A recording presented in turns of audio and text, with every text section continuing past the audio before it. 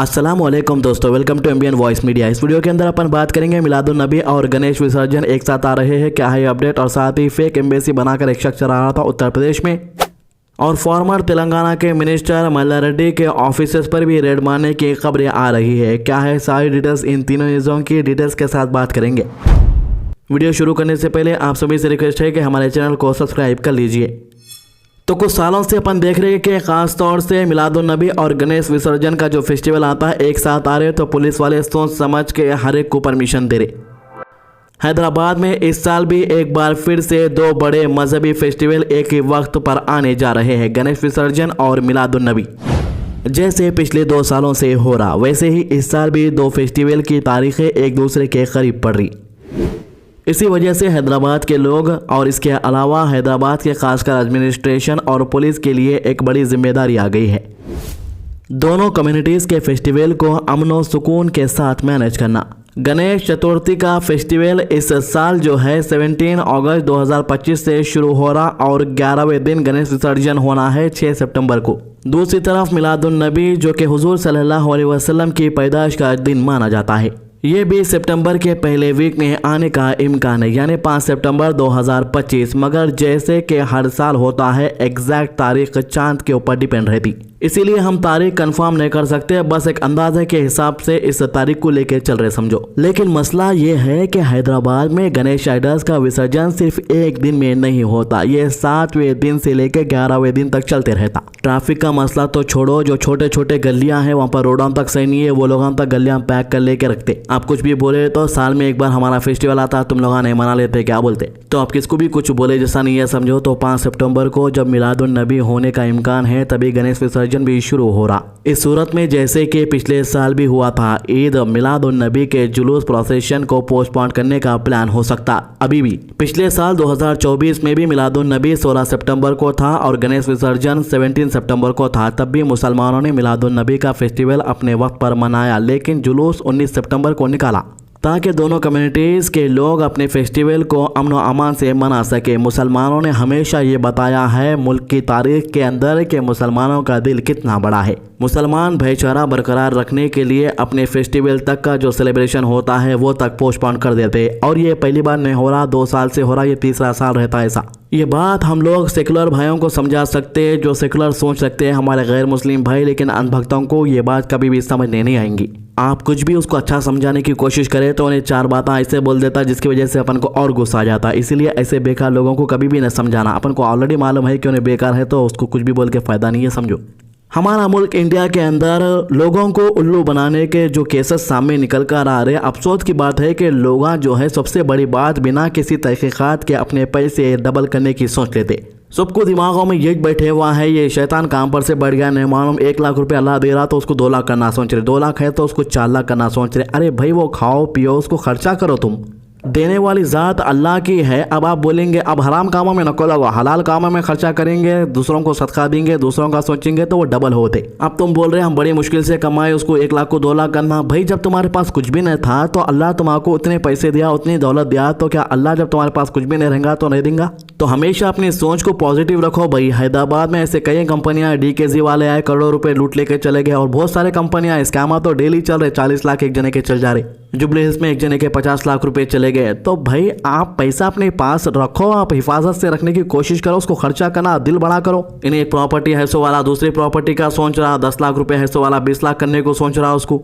तो अब आते हैं एक दूसरे शॉकिंग खबर पे जो उत्तर प्रदेश से है। गाजियाबाद में पुलिस ने एक ऐसे फेक एम्बेसी का पर्दाफाश कर दिया। ये एम्बेसी किसी असल मुल्क की नहीं थी, बल्कि इन्हें खुद एक फर्जी मुल्क बना लिया, जिसका नाम इन्हें रख लिया वेस्ट आर्कटिका। ऐसा नाम जो कोई मुल्क ही नहीं है दुनिया में, लेकिन फिर भी कई सालों से लोग इसके ऊपर भरोसा कर रहे। इस फेक एम्बेसी को हर्षवर्धन जैन नाम का शख्स चला रहा था, जो गाजियाबाद के कावी नगर का रहने वाला है। दौलतुती जमालिया के कारा इसके घर के बाहर आप देखे होंगे, उसके खुद के हैं पूरे, और हर मुल्क के पैसे इसके पास से निकले, करेंसी भाई। तो पुलिस के मुताबिक हर्षवर्धन ने खुद को एक डिप्लोमेट यानी एम्बेसडर डिक्लेयर किया था और लोगों को फॉरेन कंट्रीज में नौकरी दिलाने का झूठा वादा करके पैसे ले रहा था। सिर्फ ये नहीं होता बल्कि इन्हें हवाला रैकेट भी चला रहा था सेल्स कंपनीज के जरिए। इसके पास कई ऐसे डॉक्यूमेंट मिले हैं जो मिनिस्ट्री ऑफ एक्सटर्नल अफेयर्स के नाम पर बने हुए हैं, मगर सारे फेक है समझो। हर्षवर्धन की फोटोज भी वायरल हो रही जिसे आप देखे, जिसमें ये प्राइम मिनिस्टर, प्रेसिडेंट और दूसरे वीआईपीज के साथ दिख रहा, मगर पुलिस वाले बोल रहे हैं कि वो फोटो फेक है, फेक तरीके से एडिट करके बनाया। खैर पुलिस ने उसके घर से 44.7 lakh rupees cash, foreign currencies, fake passport.